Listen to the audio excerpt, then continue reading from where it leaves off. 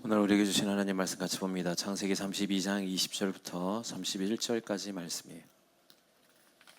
창세기 32장 20절부터 31절까지 말씀을 제가 봉독합니다.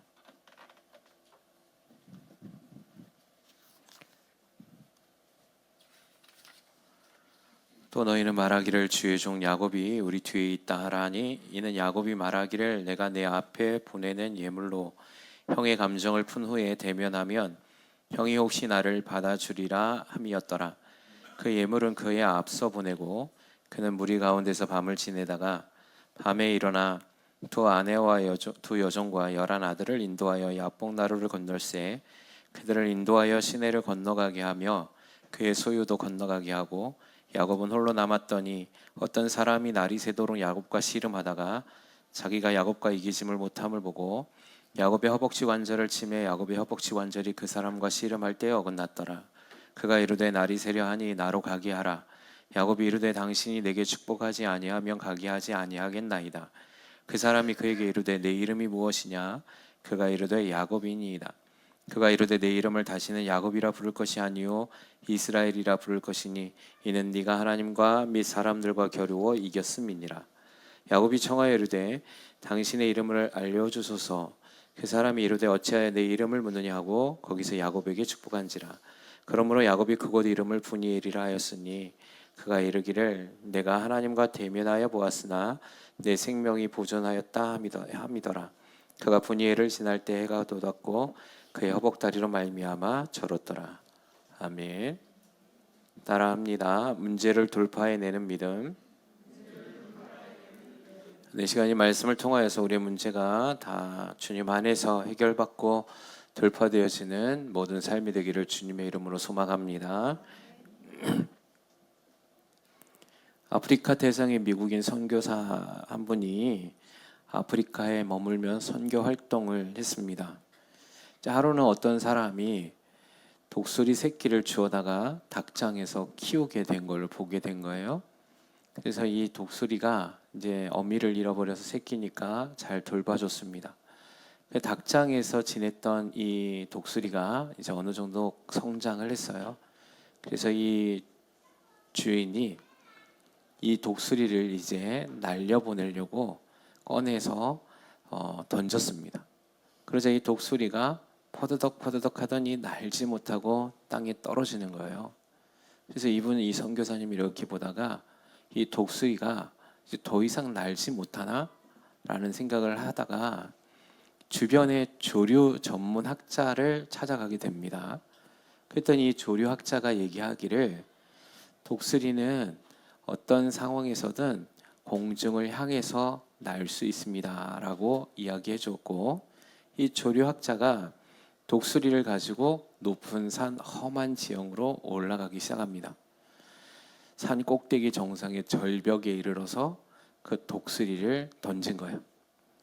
이 독수리가 땅으로 떨어지는데 퍼덕퍼덕 하다가 얼마 있지 않아서 바람을 타고 날기 시작하더라는 것이죠. 독수리가 날기 위해서 필요했던 건 무엇이었냐면 험하고 높은 산, 높은 고도였다는 사실입니다. 그 독수리가 날지 못했던 건 너무 안전한 지대에 갇혀서 살았기 때문이었다는 사실이에요. 그래서 이분이 그 상황을 보고 뭐라고 생각했냐면, 하나님께서 우리에게 고난을 주실 때에는 우리가 독수리처럼 날개치며 올라갈 수 있는 힘을 주시기 위함이다라는 사실을 깨닫게 된 거라는 것이죠.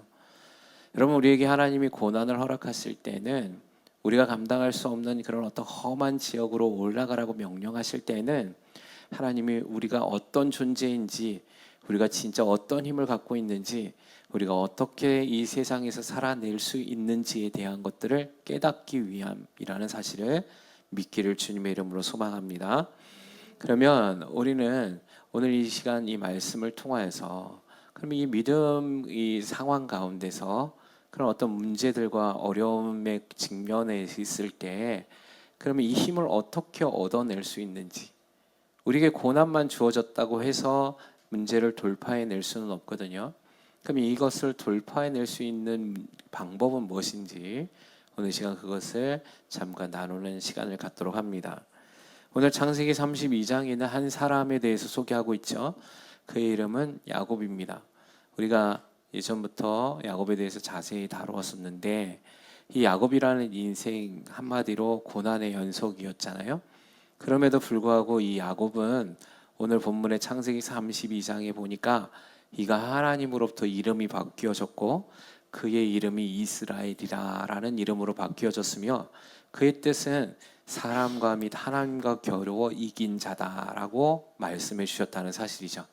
이 이름이 지금도 이스라엘이라는 국가의 이름으로 불리우고 있잖아요.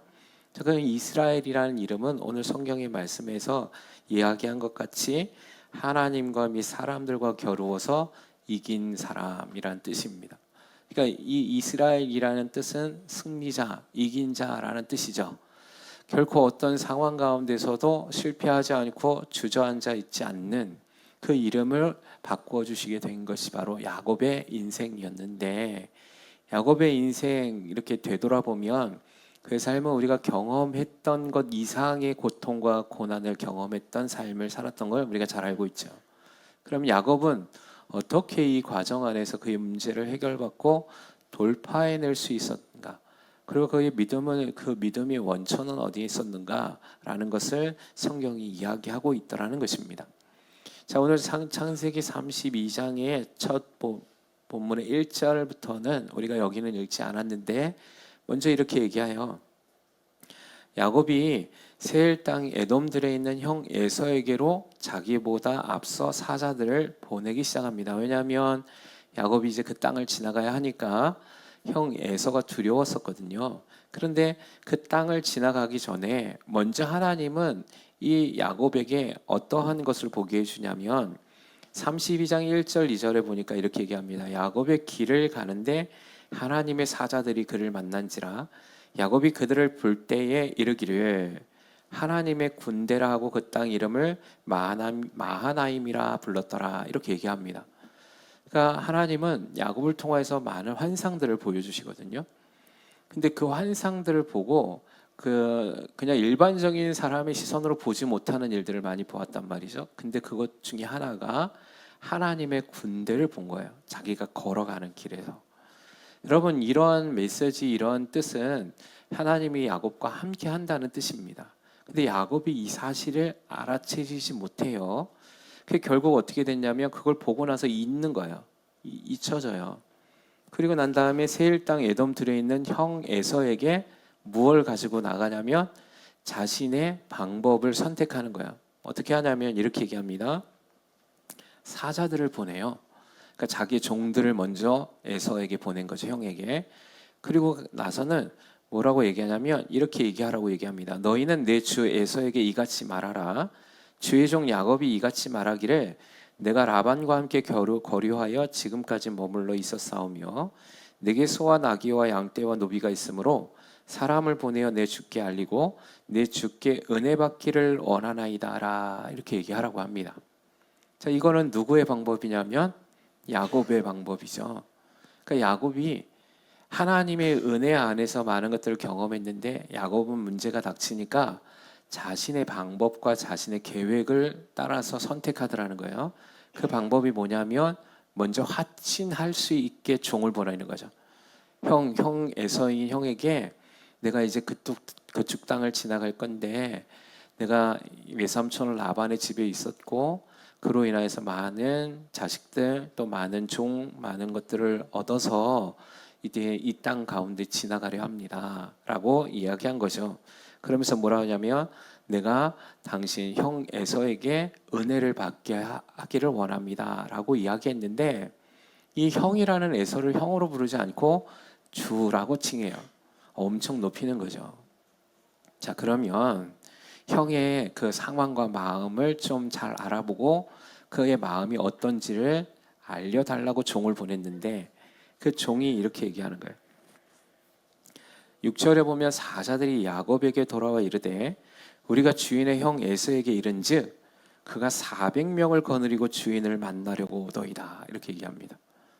그러니까 이게 뭐냐면 여기 안에 큰 많은 의미가 있죠. 죽이려고 오더라는 거예요. 화친을 받아들이지 않았다는 겁니다. 그러니까 야곱이 7절에 심히 두렵고 이렇게 얘기했어요. 그러니까 에서가 종을 보냈는데 야곱이 보낸 종을 보냈는데 그것에 대해서 더 분노한 거예요. 화가 난 거죠. 내가 역시 너 잘 만났다. 내가 지금까지 너를 찾았는데 너가 아버지를 속이고 장자권을 훔쳐갔지.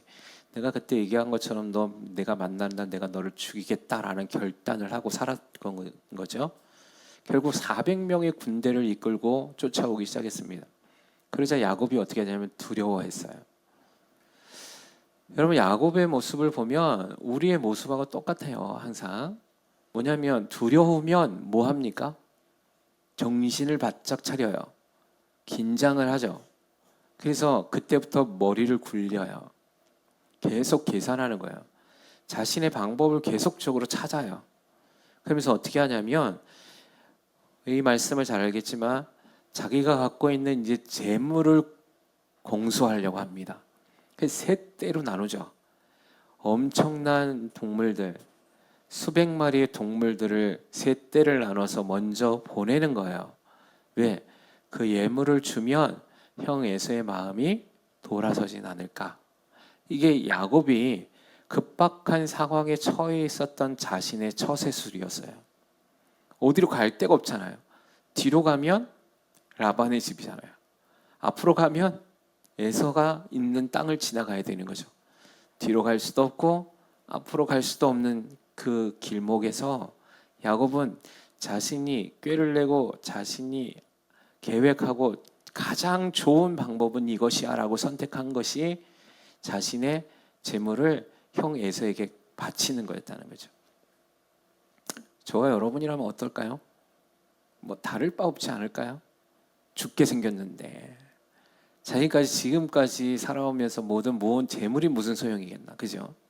그 모든 거를 다 갖다 바치면 이 사람의 마음이 좀 돌이키지는 않을까? 라는 생각을 갖게 되는 거죠. 그게 한계예요. 그래서 우리는 하나님의 그 능력과 하나님의 역사하심을 경험하지 못해요. 문제는 우리의 생각을 내려놓고 하나님의 방법으로 돌파해야 하는데 그렇게 하지 않더라는 것이죠. 근데요, 여러분, 야곱이 이 방법을 깨달아요. 언제 깨닫냐면 오늘 본문의 말씀 20절에 보면 이렇게 얘기합니다. 너희는 말하기를 주의 종 야곱이 우리 뒤에 있다 하라니 이는 야곱이 말하기를 내가 내 앞에 보내는 예물로 형의 감정을 푼 후에 대면하면 형이 혹시 나를 받아주리라 함이었더라. 여기까지는 자신의 생각이요, 인간적인 생각이고 육신의 생각이죠. 그리고 난 다음에 어떻게 되냐면 그 예물은 그 앞에 보내고 그는 무리 가운데서 밤을 지내다가 이렇게 얘기합니다. 밤에 일어나 두 아내와 여종과 11아들을 인도하여 야복나루를 건너게 해요. 맨 마지막에 남은 건 뭐죠? 모든 건 다 앞서 보냈죠? 근데 그 무리가 남았다는 거죠. 그 무리가 뭐죠? 자신이 가장 아끼는 가족이에요. 자신의 생명과 같이 여기는 가족들을 남겨뒀는데 그것마저도 포기합니다. 그래서 먼저 건너가게 하는 거예요. 여러분, 이 이후로 야곱이 믿음의 돌파의 시점에 서게 됩니다.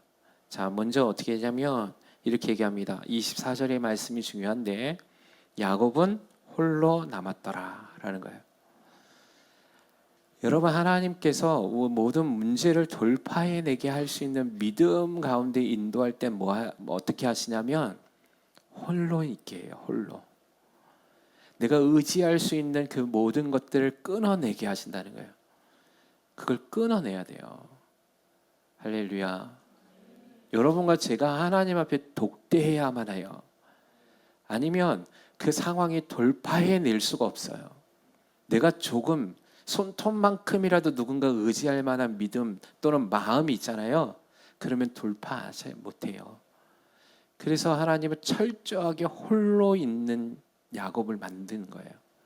홀로 있을 때 야곱이 어떻게 했을까요? 성경은 그 내용을 자세히 소개하지 않지만 야곱은 굉장히 두려워했을 겁니다. 그나마 내 가족들 옆에 있고 재물들 좀 옆에 있으면 그래도 두렵고 떨리지만 그래도 사람들을 의지하는 힘이 있어서 그 두려움을 조금 이렇게 정화시킬 수 있었을 건데 아무도 없잖아요. 이제는 재물도 없고 종도 없고 가족도 없어요. 그 어두운 밤에 야곱만 있는 거잖아요. 만 가지 감정이 교차할 겁니다. 정말 무서웠을 겁니다. 아무도 의지할 것 없는 그 땅 그곳에 홀로 있는 그 시간, 하나님이 찾아오십니다. 할렐루야. 이게 먼저 수반되어져야 돼요. 저와 여러분이 문제를 돌파해낼 수 있는 믿음을 갖기 위해서 가장 중요한 건 홀로 있어야 돼요. 홀로. 따라서 홀로 있어야 된다. 홀로 있는다는 건 뭐냐면 의지할 만한 모든 것들을 제거시키는 거예요. 아멘이십니까? 그 다음에 이제 세 가지가 따라와야 해요. 믿음으로 돌파되려면 세 가지가 있어야 되는데, 첫째 따라합니다. 마음을 확정하라.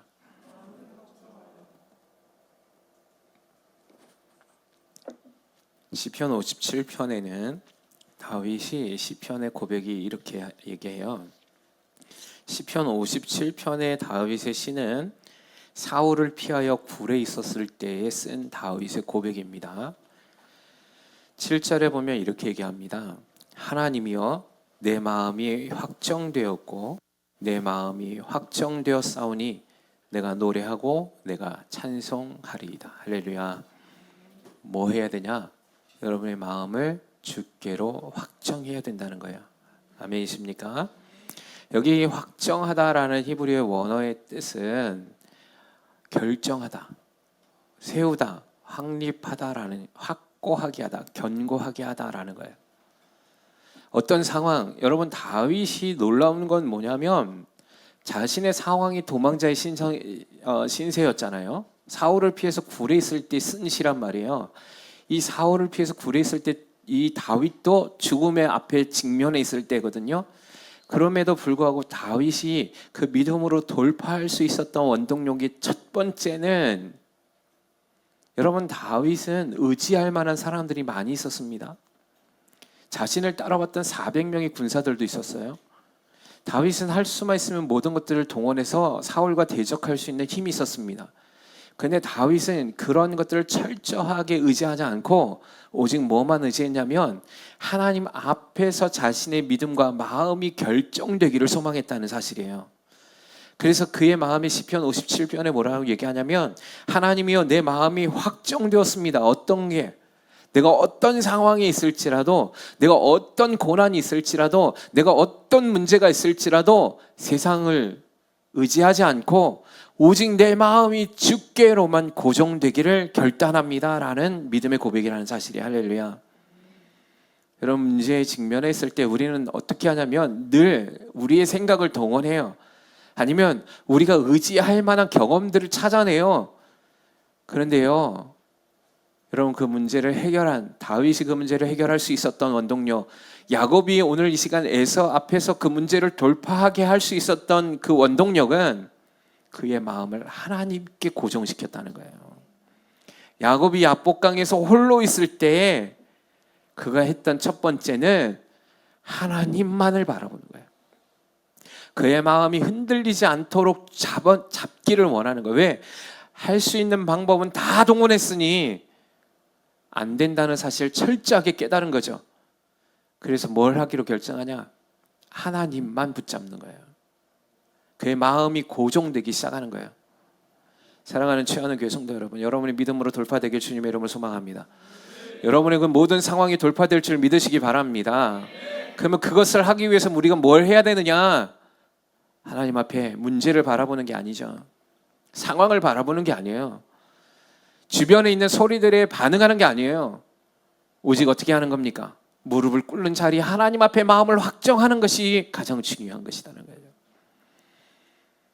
여러분 그 하나님 믿으시기 바랍니다. 그 하나님이 우리의 역사 안에서 하나님의 일을 행하심을 여러분 바라보시길 소망합니다. 불가능을 가능케 하시는 그 주님을 경험하기를 소망합니다. 이게 안 되는 거예요. 근데 이게 안 되니까 뭐 합니까?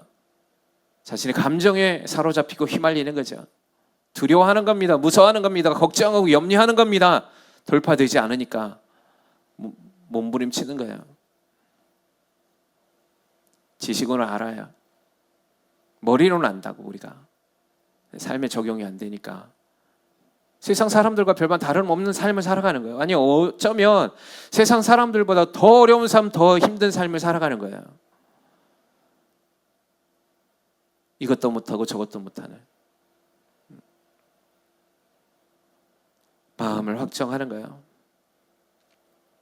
야곱은요,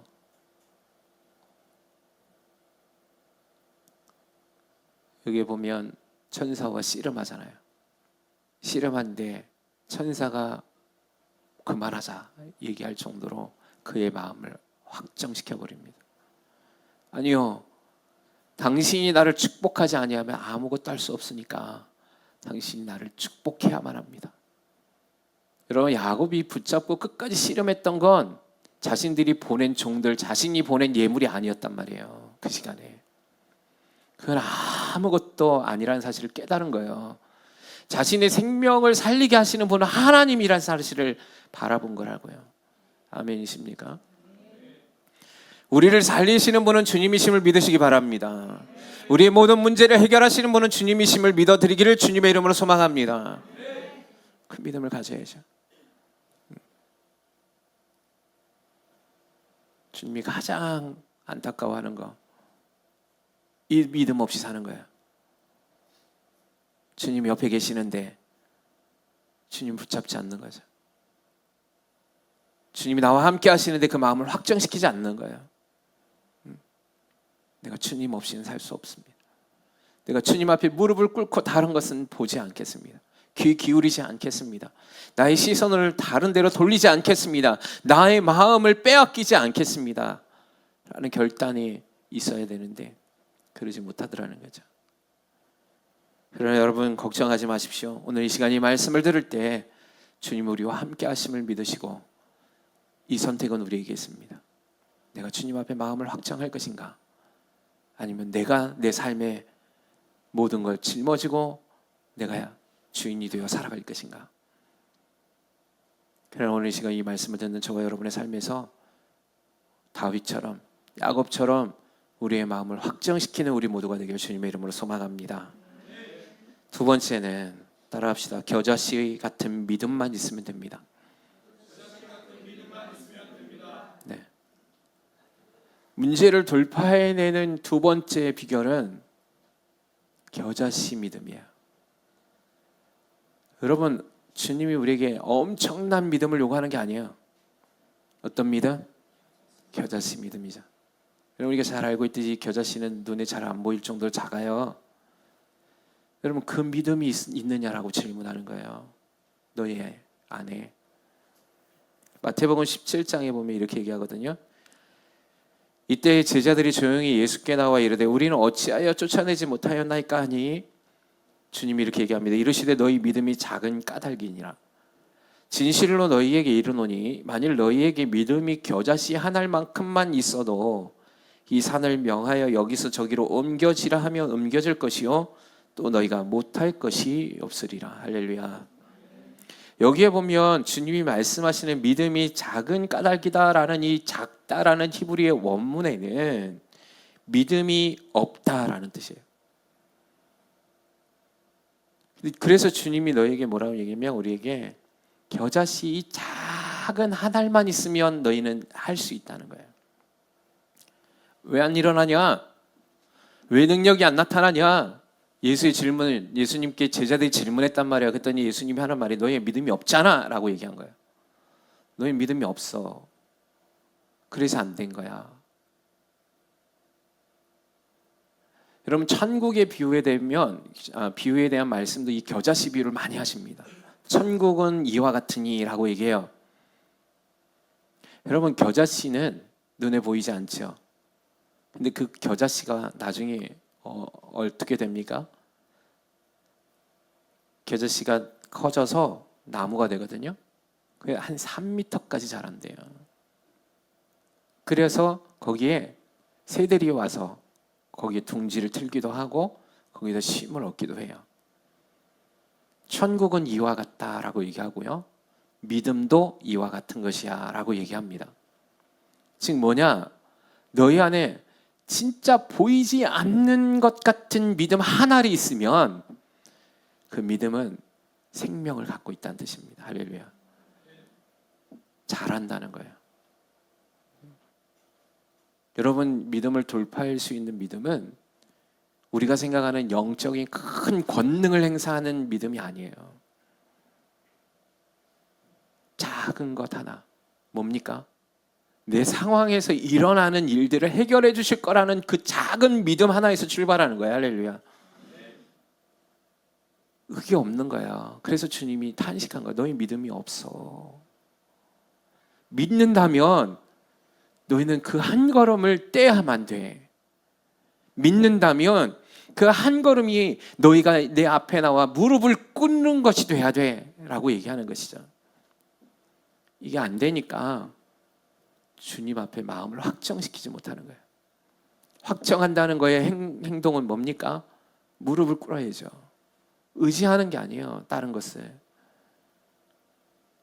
지금 많은 것들을 듣습니다. 우리 교회 안에 성도들의 이런 문제 저런 문제, 어떤 분은 직업의 문제, 어떤 분들은 자녀의 문제, 어떤 분은 가정의 문제, 어떤 분들은 재정의 문제.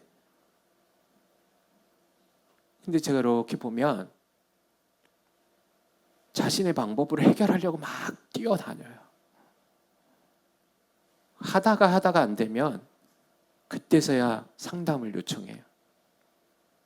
근데 그 상담 안 해도 보면 물론 그분들의 마음 가운데 힘들고 어려우니까 그렇게 상담을 요구하는 것, 그 믿음이라고 생각하죠. 근데 진짜 믿음은 상담을 받고 난 뒤에 해결될 문제들이거든요, 사실은.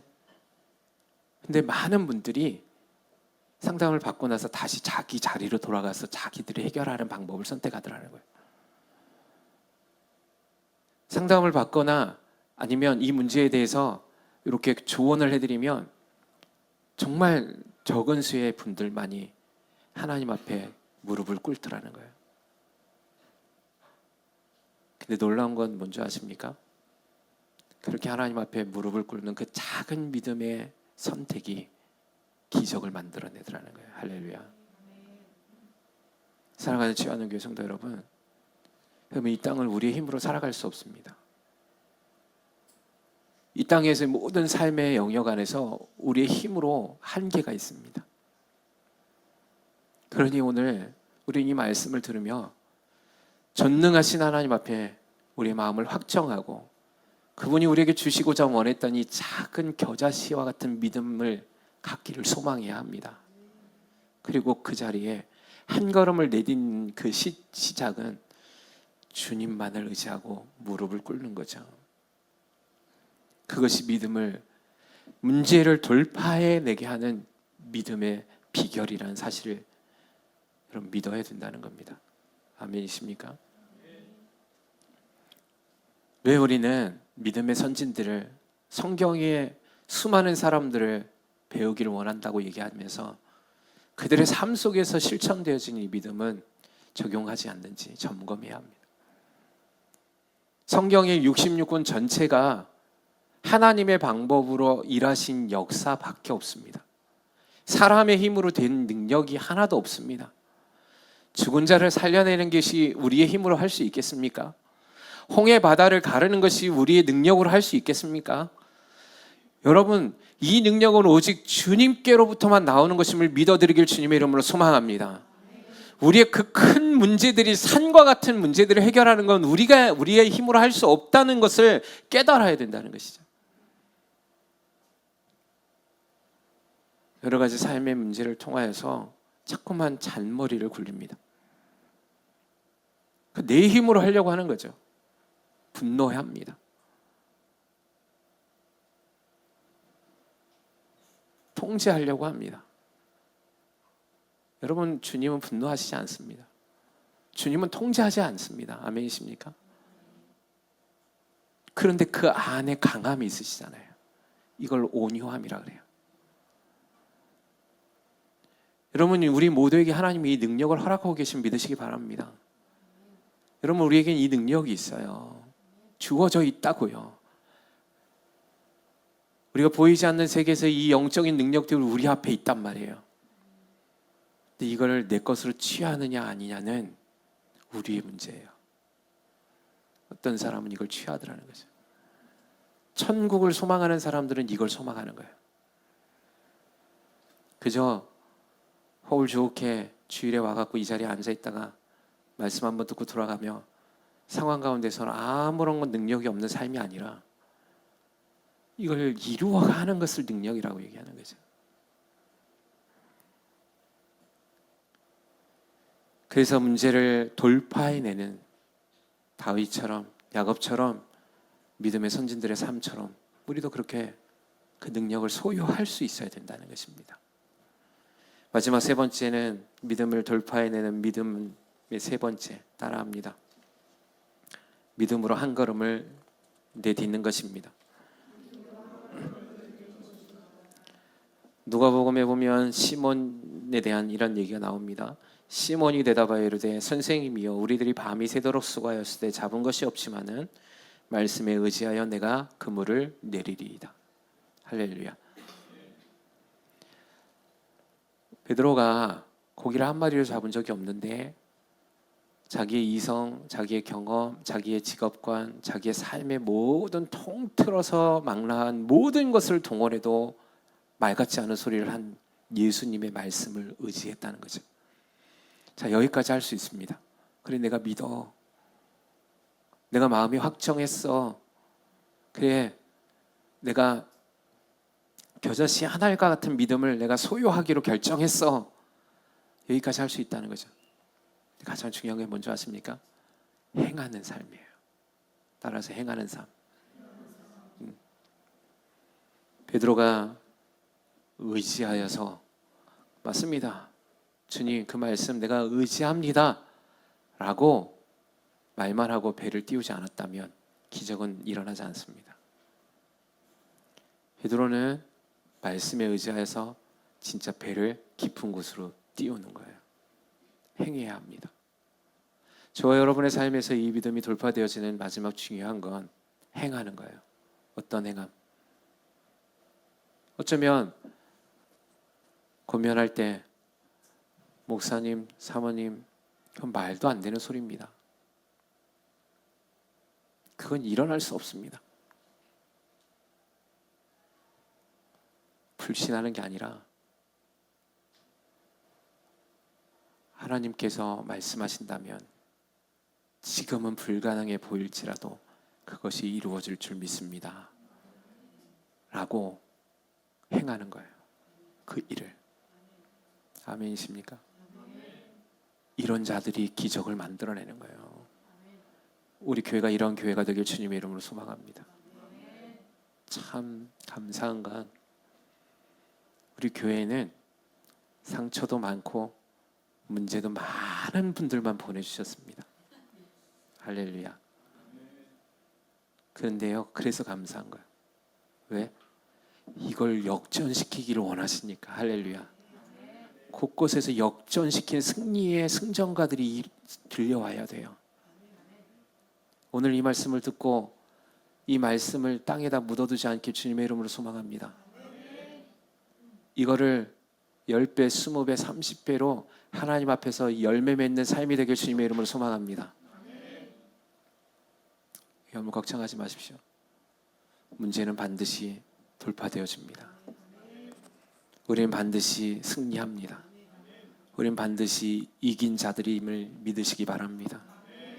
마귀는 우리를 짓눌러서 실패자요, 저주받은 자요, 아무것도 못하는 자로 만들어내려고 노력하는 것입니다.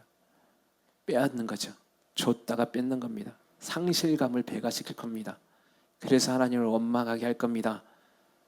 그런데 하나님은 그렇게 하시지 않습니다. 하나님은 준 것에 대해서 빼앗지 아니하시는 분이시오. 작은 것을 드려도 100배 이상의 열매를 맺게 하시는 분이시오.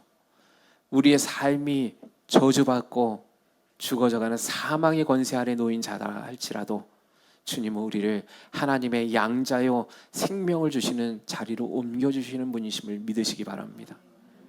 그분이 살아계십니다. 그 살아계심의 역사를 경험하는 믿음의 세대가 되기를 소망하셔야 돼요. 그게 이제 일어날 것임을 소망하셔야 된다는 거죠. 그리고 한 걸음을 내딛어야 되는 거예요. 떼야 되는 거예요. 요단의 강물이 제사장의 발이 담기기 전까지는 역사가 일어나지 않는 거예요. 여리고 성이 무너질 때 그들이 성을 돌지 않으면 일어나지 않는 거라고요. 노아가 하나님의 말씀에 의해서 방주를 짓지 않았으면 구원받을 만한 사람이 없는 거예요. 예수님께서 말씀하실 때 마르다와 마리아가 너희가 내가 하는 영광을 믿느냐 하면 너희가 영광을 보리라 했을 때 그걸 믿을 때 영광을 보는 거예요. 할렐루야. 믿으십니까? 믿으십니까? 옆에 분들에게 질문하세요. 당신 하나님의 그 이 믿음을 믿으십니까? 하나님이 행하실 기적을 믿으십니까? 한번 질문하세요.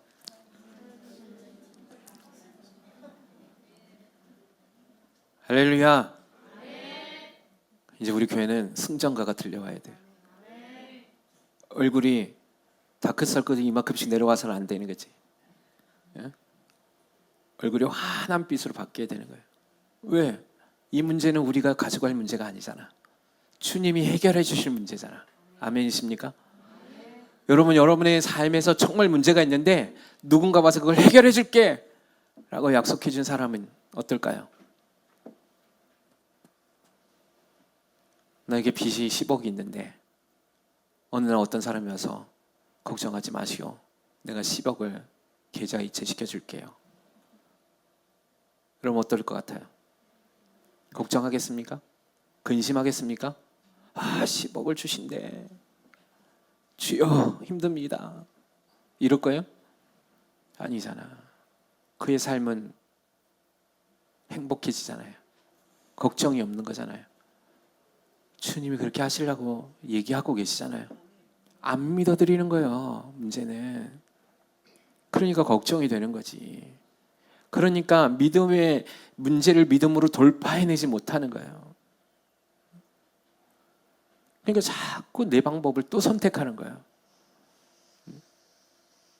내 경험을 또 한 번 의지하는 거예요. 내가 원하는 대로 또 한 번 힘을 써보려고 하는 거예요. 제가 장담하는데 한번 해보십시오. 안 될 겁니다. 절대로 안 됩니다. 제가 인생을 지금까지 살아오면서 경험했던 거예요. 안 되더라고요. 그 됐으면 여러분 모든 사람이 행복할게요. 제가 저희 집안에 내렸던 가계의 저주를 끊어보려고 얼마나 부딪혔는지 아십니까? 안 되더라니까요. 근데 제가 예수를 만나고 난 뒤에 그 모든 문제가 해결받았습니다. 할렐루야. 가장 쉽고 가장 간단한 방법인데 우리가 이걸 하지 않더라는 거죠. 가리워져 있습니다. 사랑하는 주야는 교회 성도 여러분, 이 시간 주님이 저와 여러분의 문제를 해결해 주시고 돌파해내기를 원하심을 믿으십시오. 그리고 이제 우리가 이 믿음을 돌파해내기 위해서 이 세 가지를 기억하십시오. 내 마음을 주께로 확정하고 내 마음에 겨자씨 한 알과 같은 진짜 믿음을 소유하시고 베드로처럼 믿음으로 한 걸음을 행하는 삶이 되어주십시오. 그리하면 반드시 주님께서 주님의 때에 주님의 역사를 만들어 주실 것입니다. 그것이 기적의 세대요 기적의 사람들이라는 사실을 꼭 기억하셔서 주께 영광 올려드리고 우리 교회 안에 있던 모든 문제들이 하나하나 해결받아서 이곳에서 놀라운 간증들의 은혜가 넘쳐나는 우리 치유하는 교회가 되기를 주님의 이름으로 축원합니다.